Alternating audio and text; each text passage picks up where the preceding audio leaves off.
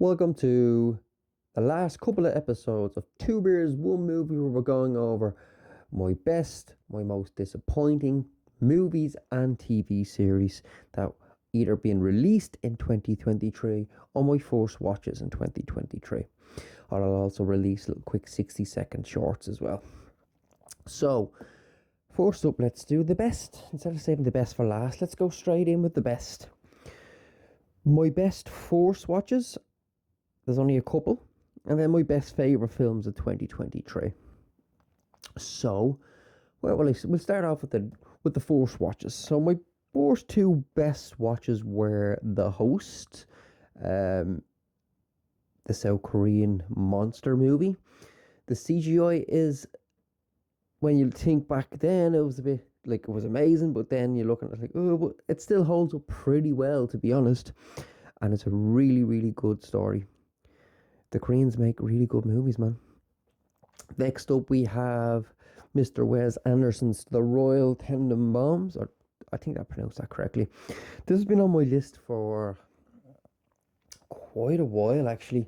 A good few years, and I thought it was brilliant. Gene Hackman's great. Gwyneth Paltrow's great. Just everyone's great, and it's just it's like all Wes Anderson films. It's so stylish, but the story is so good. The characters are so engaging and interesting. It's such an enjoyable movie to see. And I'm kind of kicking myself that I waited this long to see it. But anywho, we then have up is the new films of 2023. We have The Holdovers. An absolutely kind of real coming of age drama that's based in the 70s. It's shot to look like it's in the 70s. Really, really enjoyed it. I might even do a full review of it soon enough. But just to say, yeah, it's one of my favourite films of the year. And I really, really, really, really enjoyed the chemistry between all of the characters. We then have Emerald Fennell's Saltburn. I thought it was really, really good.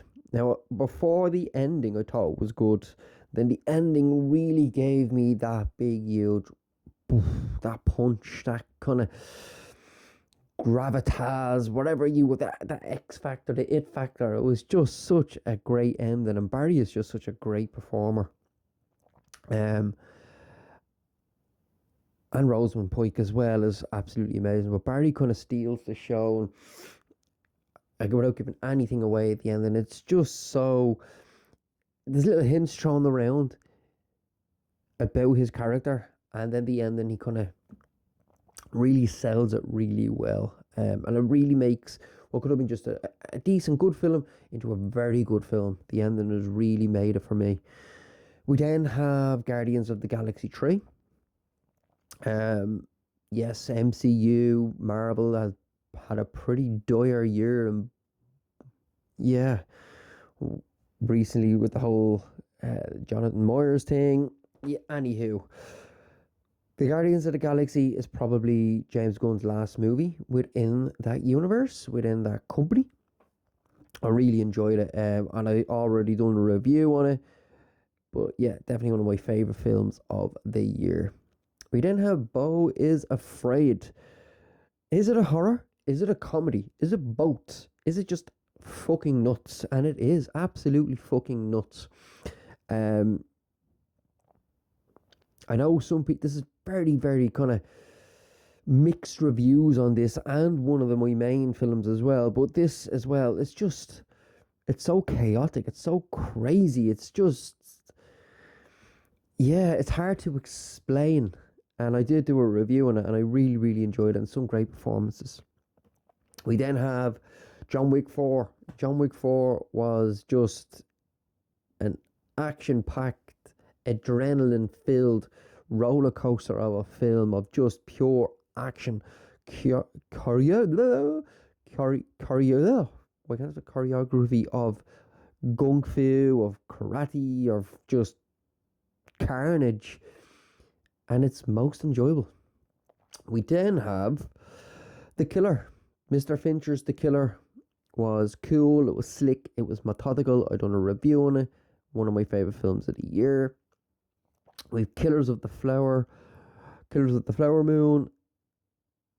I said it wasn't one of Scorsese's best, doesn't make it was top 10, but that's just the level of film this guy makes. Just because it's making it top 10 doesn't mean it's not a great film, and it is a great film. There's some absolutely fantastic performances there. We then have Oppenheimer. Oppenheimer was just an explosive piece of cinema.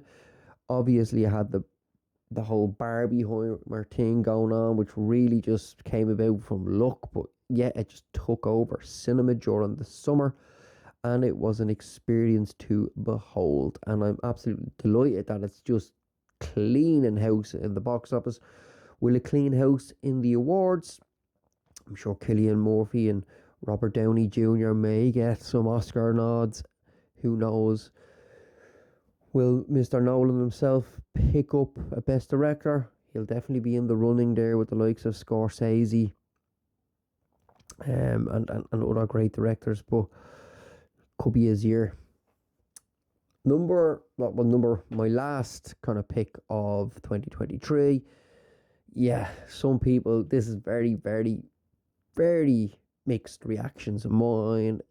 Probably maybe my top two favourite films of the year, with that and Oppenheimer, is Babylon. Yes, I know people are like probably thinking, whoa, Babylon is a bit left field. I thought it was absolutely phenomenal. I loved everything about it. I thought it was just, again, like Beau Was Afraid, just absolutely chaotic. It was so just go, go, go, go, go, go. And then for me, just had great performances. From Robbie, from Brad Pitt. I just really enjoyed everything about it. I think I've watched it a couple of times now, and yeah, what a film. So underrated, in my opinion. Maybe in years to come, it might get the respect and love it deserves and become a cult classic. I don't know, but it's definitely one of my favourite films, along with Oppenheimer, as I just mentioned. So, they are my favourite films of the year, first watches and released this year. Next up, I might do my most disappointed, or maybe TV. I'm not sure. We'll see. But catch you on the next episode of Two Beers, One Movie.